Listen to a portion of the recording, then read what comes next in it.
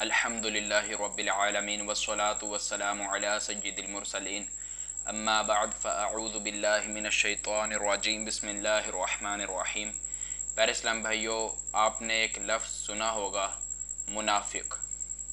انشاءاللہ آج ہم اس کے بارے میں بات کریں گے۔ پچھلے ہم نے اپنے بیان میں مؤمنین کی صفات کے متعلق کچھ بیان کیا۔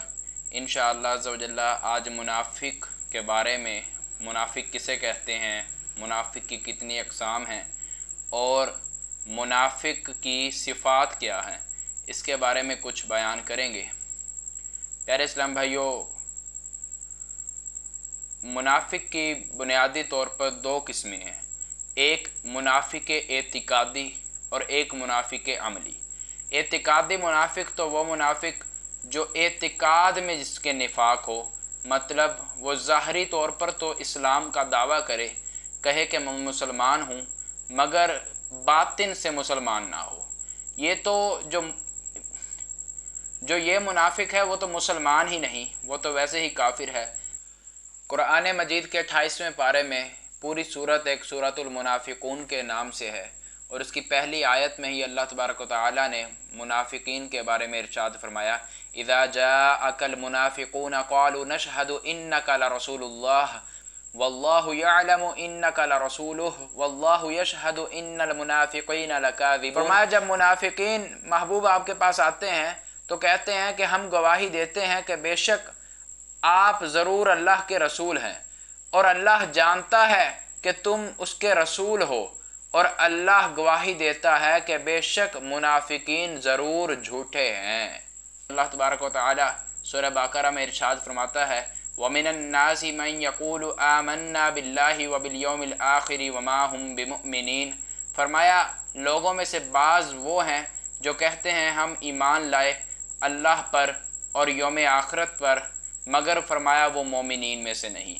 اور چند آیات کے بعد فرمایا، وَإِذَا لَقُوا الَّذِينَ آمَنُوا قَالُوا آمَنَّا وَإِذَا خَلَوْا إِلَىٰ شَيَاطِينِهِمْ قَالُوا إِنَّا مَعَكُمْ إِنَّمَا نَحْنُ مُسْتَهْزِئُونَ۔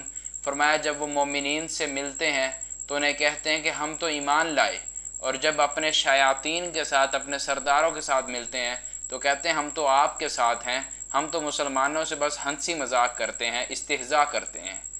اور انہی کے بارے میں اللہ تبارک و تعالی سورہ نساء میں فرماتا ہے، ان المنافقین فی الدرک الاسفل من النار۔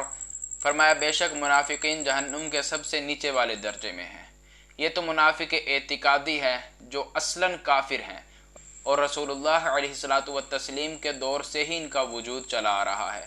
دوسرے منافق عملی، جو مسلمان تو ہیں مگر وہ عمل سے منافقت ہے، اعتقاد میں سچے سچے ہیں مگر عمل جو ہیں وہ ان کے مومنین والے نہیں، اس اعتبار سے وہ کامل مومن نہیں۔ اس کی بھی احادیث میں نشاندہی فرمائی۔ آقا علیہ الصلوۃ والتسلیم نے فرمایا کہ منافق کی 3 نشانیاں بیان فرمائی ایک حدیث پاک میں۔ فرمایا جب بات کرے تو جھوٹ بولے، جب وعدہ کرے تو وعدہ خلافی کرے، اور جب اس کے پاس امانت رکھوائی جائے تو اس میں خیانت کرے۔ اور ایک حدیث پاک میں یہ بھی نشانی بیان فرمائی، فرمایا غصے میں گالی دے، یعنی غصے میں گالی دینا یہ بھی منافق کی نشانی ہے۔ اسی طرح ایک حدیث پاک میں فرمایا آقا علیہ الصلوۃ والتسلیم نے فرمایا منافق اس بکری کی طرح ہے جو 2 بکروں کے درمیان گھومے، کبھی اس بکرے کے پاس پہنچ جائے کبھی اس بکرے کے پاس۔ پیارے اسلام بھائیو، الحمدللہ عز و جل ہم مسلمان ہیں، حقیقی مومن ہیں۔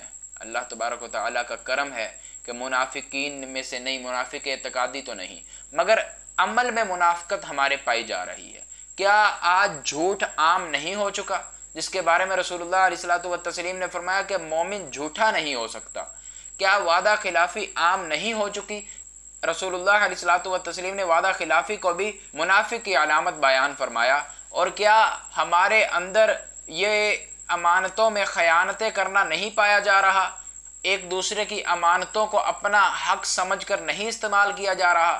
یہ ہمارے اندر کتنی یہ والی باتیں پھیلی ہوئی ہیں۔ اور یہ سب سے بڑی بات غصے میں گالی دینا، آج کل تو معاذ اللہ عز و جل اس طرح گالیاں بکی جا رہی ہیں، غصے میں گالیاں دینا منافق کی نشانی بیان فرمایا، مگر اس کا کسی کو لحاظ ہے کیا؟ اور پھر فرمایا کہ منافق کی مثال اس کی طرح ہے کہ جیسے دو بکروں کے درمیان ایک بکری گھوم رہی ہے، کبھی اس بکرے کے پاس کبھی اس بکرے کے پاس۔ کیسی یہ کامل مثال دے کر ہمیں سمجھایا گیا، اور کیا اس طرح نہیں ہو رہا؟ ادھر کی ادھر لگانا، ادھر سے ادھر جانا، دونوں طرف ایڈجسٹ ہونے کی کوشش کرنا، ہمارے اندر کتنی یہ مثالیں پائی جا رہی ہیں۔ اللہ عز و جل کی پناہ طلب کرنی چاہیے ان تمام چیزوں سے۔ اللہ عز و جل ہمیں بچنے کی توفیق عطا فرمائے۔ آمین آمین بجاہ النبی الامین صلی اللہ تعالی علیہ وآلہ وسلم۔